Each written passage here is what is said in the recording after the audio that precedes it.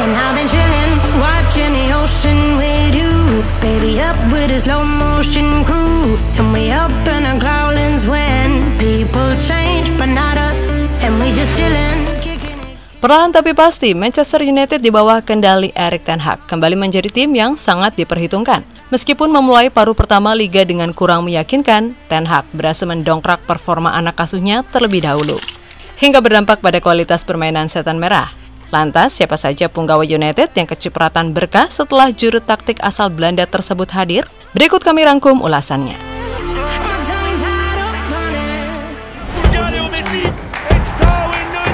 Cristiano Ronaldo, Erling Haaland. Marcus Rashford.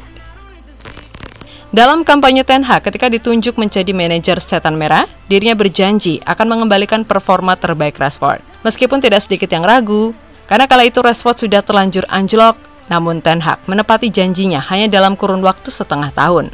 Terbukti hingga saat ini, Ten Hag telah membantu mantan wonderkid tersebut mencetak 21 gol musim ini. Terlebih selepas Piala Dunia, Rashford menjelma menjadi striker paling produktif setelah bukukan 12 gol dari 14 pertandingan. Di sisi lain, alasan mengapa manajer asal Belanda itu mampu merubah Rashford adalah karena dirinya menemukan masalah pada mental bomber United tersebut. Bahasa tubuh sangat penting. Rashford mungkin mengalami masalah ini sepanjang karirnya. Dia terlalu mudah terhalang dan tidak berjuang melalui momen-momen buruk. Jika dia tidak memiliki babak pertama yang baik, dia tidak akan pernah memiliki babak kedua yang baik. Seseorang perlu memberinya alat untuk keluar dari masa-masa sulit.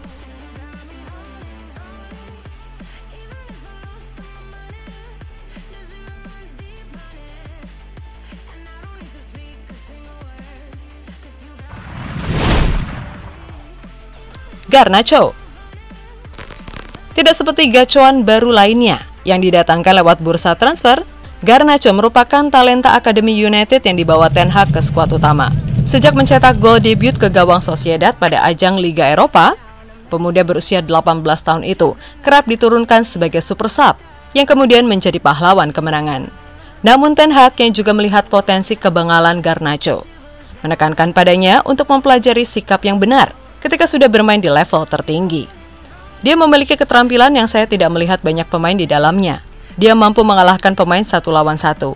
Selain itu, dia belajar tentang bagaimana bermain dalam tim, bagaimana hidup, bagaimana memiliki sikap yang benar di tempat latihan, dan Anda melihat bagaimana dia bertindak sebagai pemain tim dengan keterampilan individu yang dapat membuat perbedaan.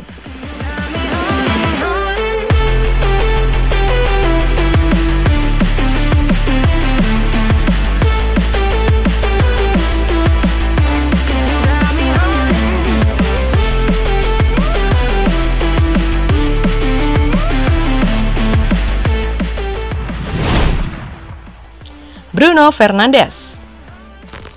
Sejak awal kedatangannya, Bruno mampu merebut hati supporter setan merah lewat permainan serta kepemimpinannya. Meskipun begitu, dirinya sempat mengalami penurunan performa musim lalu, terlebih setelah Ole Solskjaer dipecat. Namun, seiring dengan kehadiran Ten Hag, pesepak bola berusia 28 tahun ini kembali menunjukkan tajinya sebagai playmaker setan merah. Bahkan, saking percayanya dengan sang pelatih, Bruno yang saat ini sudah mengemas 7 gol serta 7 assist, tidak pernah merasa jengkel meskipun kadangkala ditempatkan di sisi kanan lini serang. Saya akan memberikan apa yang diinginkan manajer pada diri saya. Saya siap melakukannya. Entah saya bermain sebagai pemain sayap, pemain nomor 8, atau sebagai seorang striker sekalipun saya siap.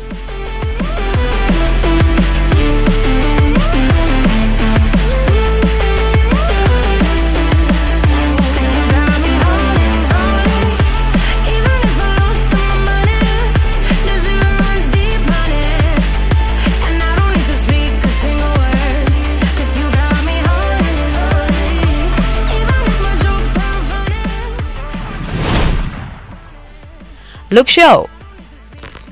Sejak berlabuh ke Old Trafford pada 2014 silam, fullback kiri ini telah melalui banyak hal. Salah satunya adalah performa yang kerap pasang surut. Bahkan ketika awal kedatangan Ten Hag, Shaw tercampak dari line-up United. Namun berkat perjuangan kerasnya demi mencuri hati sang pelatih, defender berusia 27 tahun ini akhirnya kembali mendapatkan tempatnya. Terlebih saat ditugaskan mengisi pos bek tengah. Shaw yang mampu menjalankan tugas tersebut tanpa masalah semakin dipercaya Ten Hag mengisi line-up andalannya. Adapun mengapa Shaw sukses mencuri hati Ten Hag, tidak lepas dari kecermatannya membaca apa yang diinginkan oleh murid Guardiola tersebut. Dia banyak berbicara kepada para pemain secara individu dan saya pikir, dari awal pramusim, saya bisa melihat manajer seperti apa dia nantinya dan saya sangat terkesan dengan cara dia tampil, tidak hanya bagaimana dia berbicara kepada Anda, tetapi ide-idenya tentang bagaimana dia ingin timnya dibentuk.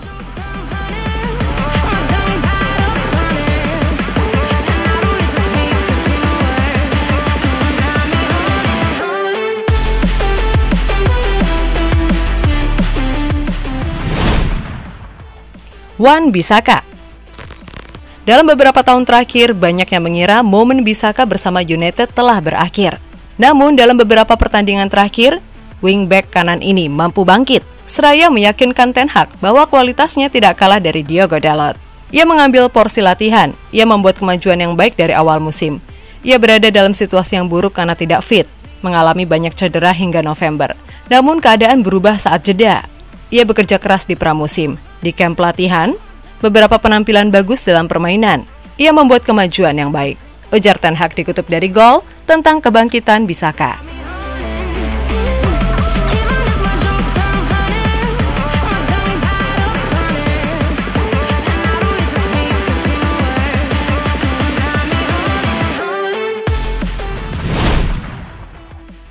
David De Gea. Baru saja melakoni partai ke-400-nya bersama Setan Merah, De Gea mencatatkan rekor luar biasa, di mana dirinya mampu menyamai capaian milik Peter Schmeichel yang catatkan 178 clean sheet bersama United. Andai tidak ada Ten Hag beserta seluruh keputusan beraninya, dapat dipastikan kiper asal Spanyol itu akan memakan waktu lebih lama mengejar rekor tersebut. Di sisi lain, Ten Hag sendiri tidak menepis bahwa kualitas De Gea selama ini terhalangi oleh performa defender yang ada di hadapannya. Jadi setiap orang punya pendapat dan filosofi masing-masing. Bagi saya, De Gea luar biasa. Dia juga memiliki kemampuan di kakinya. Itu juga ada hubungannya dengan yang di depan, defender. Bagaimana Anda membuat lawan tidak berlari bebas? Atau di momen yang salah? Atau di posisi yang salah? Maka kiper akan sulit penyelamatan. Namun saya yakin De Gea bisa melakukannya.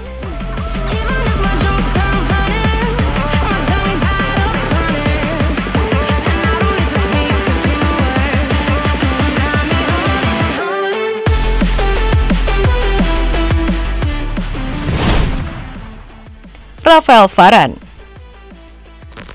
Kampanye Varane bersama United sebenarnya tidak terlalu buruk.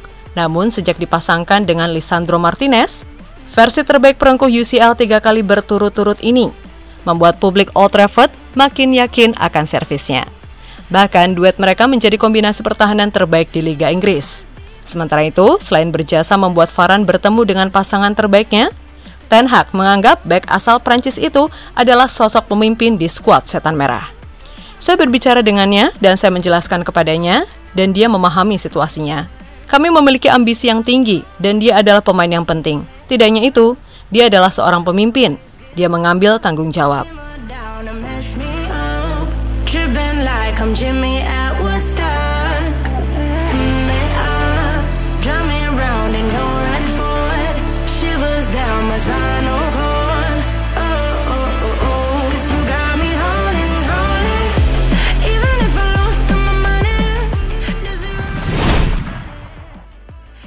Anthony. Di bawah Ten Hag dari Ajax Amsterdam, Anthony yang merupakan rekrutan termahal United setelah Paul Pogba, kerap menjadi andalan sang pelatih meskipun tidak seproduktif Rashford. Jika di Belanda dulu dirinya kerap menampilkan skill berputar-putar bersama bola, di Inggris Anthony mengurangi kebiasaan tersebut dan berusaha bermain dengan lebih efektif. Namun meskipun begitu, Ten Hag justru menilai pergerakan Anthony tanpa bola sangat membantu permainan anak asuhnya. Ia membuat pergerakan tanpa bola yang bagus saat transisi. Ia sekarang lebih efektif dalam kondisi itu. Ketika di awal-awal kedatangannya, ia masih kesulitan untuk memaksimalkan kecepatannya. Nah Sobat Bola, sekian dulu ya untuk pembahasan kali ini. Gimana? Dengan perkembangan United di bawah Erik ten Hag, kira-kira untuk musim selanjutnya, Setan Merah mampu nggak ya kembali merebut kejayaan mereka? Sampai jumpa di video kami lainnya. Terima kasih dan salam olahraga.